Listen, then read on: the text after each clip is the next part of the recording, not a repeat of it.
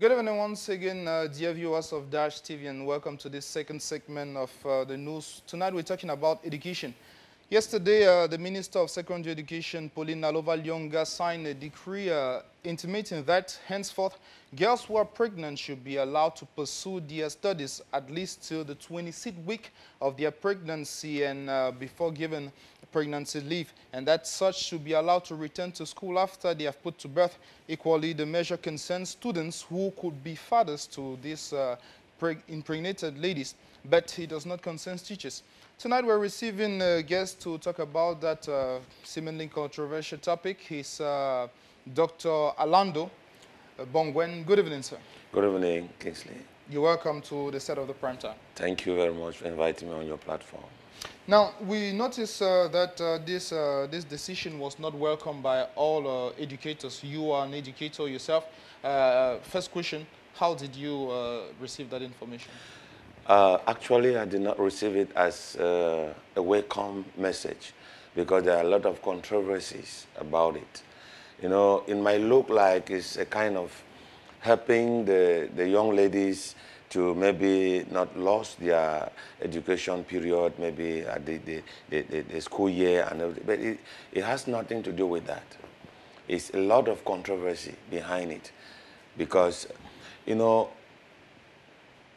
today, with that kind of decision, the government schools, the lycées in Cameroon will very soon be filled with pregnancy that will be unable to be controlled because of that decision.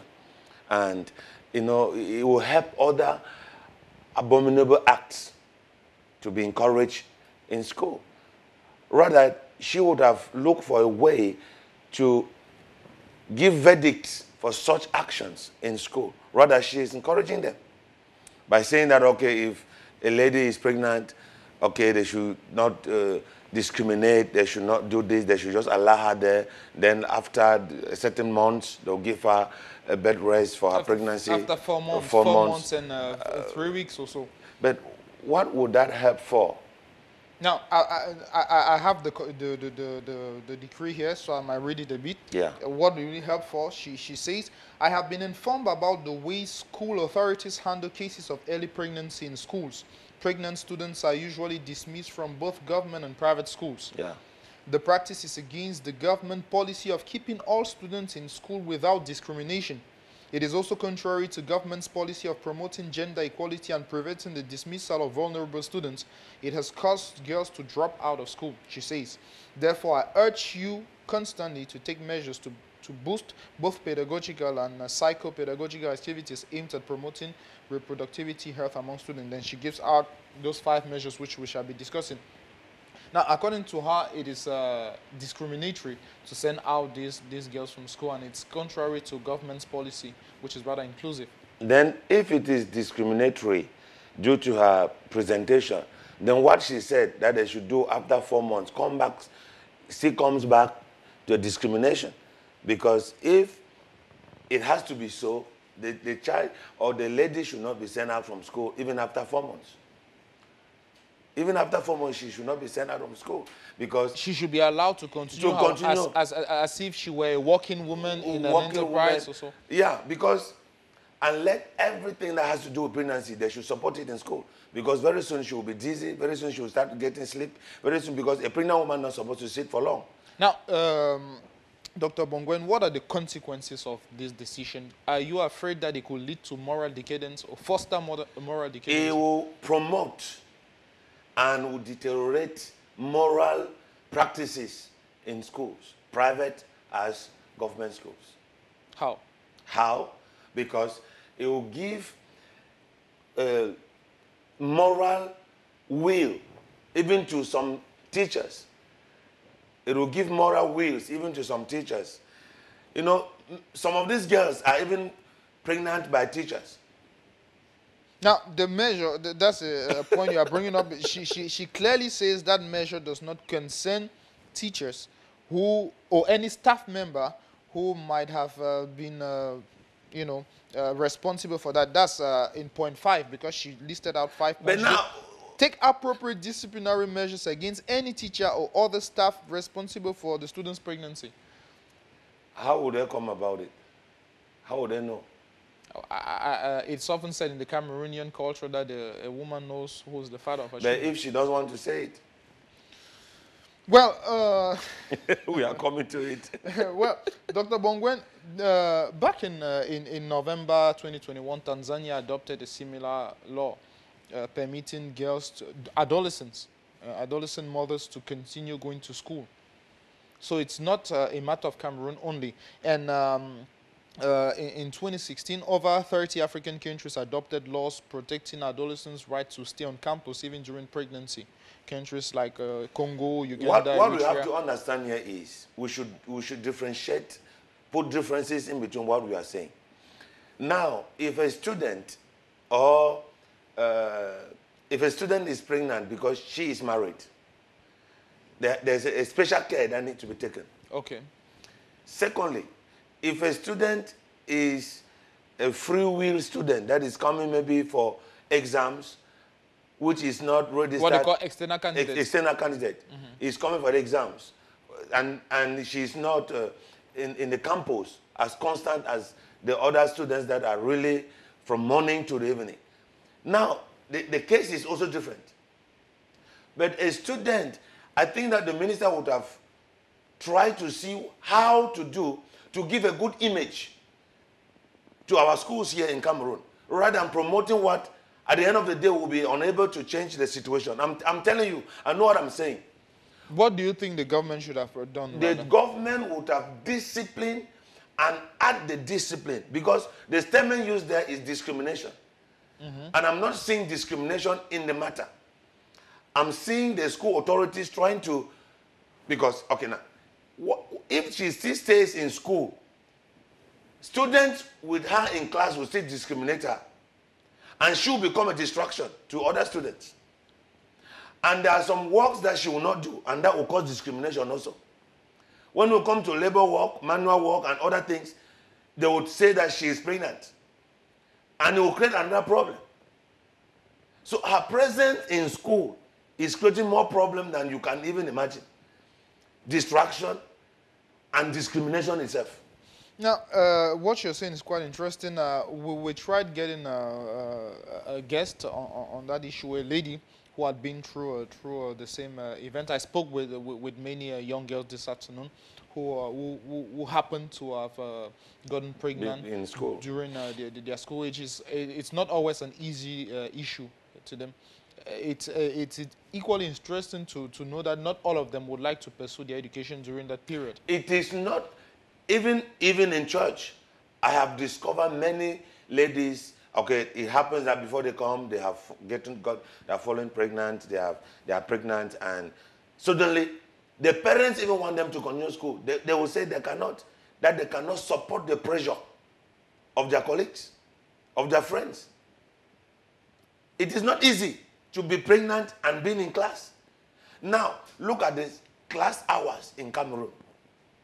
A pregnant woman will sit in class from 5 o'clock. Some go to school from 5 or 6.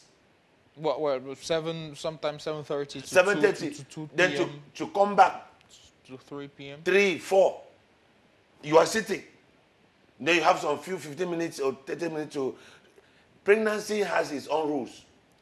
Pregnancy has its own rules. Pregnancy has its own principles that you must follow. But the fear, perhaps, Dr. Bongwen, is the fact that this measure goes a long way to concern adolescents. It means a girl of 13 years or 14 years who could get pregnant out of wedlock. And she equally intimates that if the student has been impregnated by another student, both students should be allowed on campus. That's the boy responsible for the pregnancy. And yeah, that is, now they are promoting them to live as husbands and wives now, freely, and they will do even more better than what they were afraid of. So they are giving them a good moral consciousness to do what they are doing and do it freely, because they are backed up even by the government. That what they are doing, because what they were doing in the secret, being afraid that they should not discover, they will do it now openly and be not afraid. I went to a barbering salon to shave. The guy that was shaving me was like, "Please, can you help me?" I said, "What is up?" He says, I'm in a deep problem because this lady, I love her. She's a student. But now she's stubborn to the parents. And now the parents shout on her. She just packed her things from the house. She is 2 days now in my house. And now the parents are ready to take me to commissariat. And I don't know what to do. I say, you are in a deep problem, sir. You are in a big problem. Because what they will say about their child, you cannot refuse it. 2, you are distracting that child from school. You are causing a very big problem in the life of that child, the future, everything that has to do with that child. You are playing with the future of that lady. And the parents are responsible, paying the school fees and everything. You are telling me about love. It's not about love here. You see, and I urge him to go to the parents and ask for forgiveness.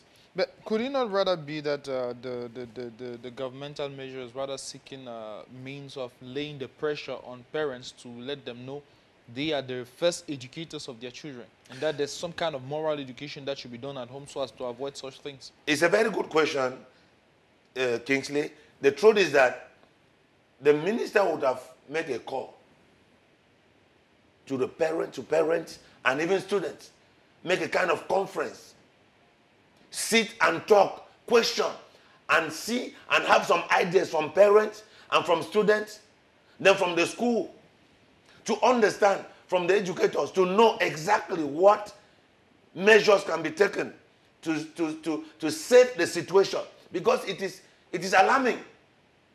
There are many, some get pregnant and they go for abortion. I've seen many students aborting because they don't want to be discovered by the parents, not to be seen in school as being pregnant. But now, what takes them to the action? That is what we have to solve. That is the problem we have to solve. What carries them to the action is the problem we need to solve. It will not solve any problem, I promise you. These measures will not solve any problem, but it will destroy them more. It will destroy them more because people are talking about sentiments here.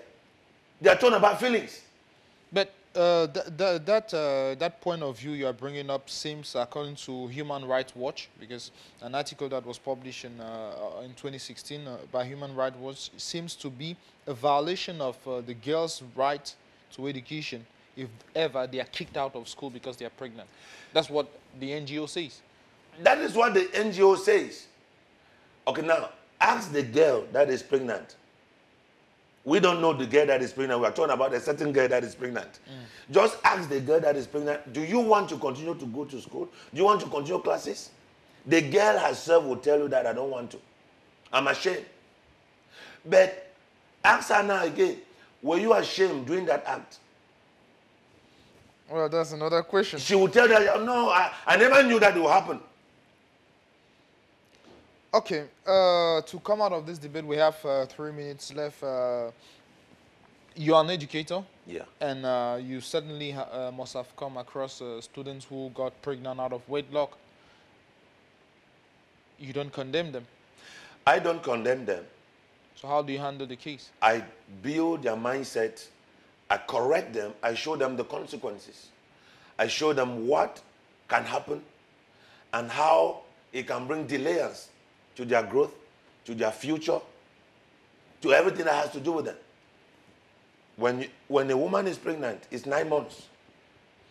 And in 9 months, you can be delayed for at least 9 years, 9 other years, because of 9 months. 9 other years? Yes. One, when you give to birth, you have at least 1 year to be okay before you continue with other things. That is 2 years you have spent for nothing. Then, talk less of if the child is sick, if there are some complications that comes after the pregnancy because of all this financial constraints, and it can cost your life. It can put you down even forever. Some will stop school and they will never go to school. Some will even stop jobs. They will not work again because they have not been able to control themselves. The problem here is to build their minds, tell them that there is time for everything, acquire this, be prepared for this, be ready for this, then go for this. Then if they are already pregnant, out of wedlock as you use, But the act, when they are doing that act, is not a wet act. But now, when pregnancy comes up, it becomes a wedlock pregnancy. Well, out of wedlock. Precise, the preposition, out of wedlock. Out of wedlock. Okay, let me take it that way. But now, you just help them. I will tell them, every day I receive them. But the society is seemingly promoting, these practices with the different adverts we see on TV and everything. There are families that even promote it. There are parents that promote it. A parent will tell one of his daughters that you are too old. I need grandsons. I need granddaughters. Go and bring me children. If you will not get married, go leave my house. Go and bring me children. They promote it. The adverts in televisions, all in the networks and everything, it promotes it also. But now we need to educate our children back at home. Tell them the consequences. Make them to know exactly what to do, when to do it, how to do it, and for what purpose.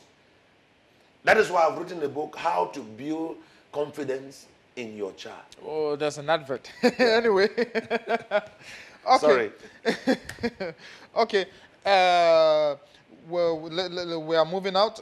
Now, just to note this on the minister's communique, she says this: the above provisions override all previous contrasting provisions, especially those set out in the circular of January 1980 on student pregnancy in government and private and secondary schools in the United Republic of Cameroon. So, henceforth, this is the new law concerning secondary schools in Cameroon, both private and public. You certainly have one word for teachers, and we close this talk. How should teachers... Now, this is what the minister says, and every school must bow to it and respect it.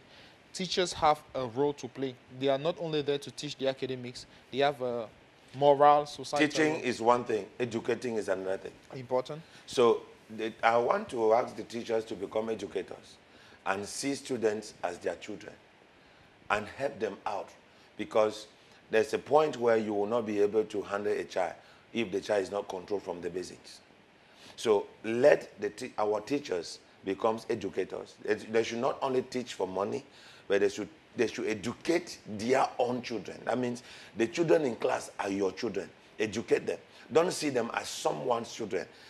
See them as your child, your children. So they could tell these children, hey, there's this new law. You guys must have heard about it, but it doesn't mean you guys should be encouraged to do this. Okay.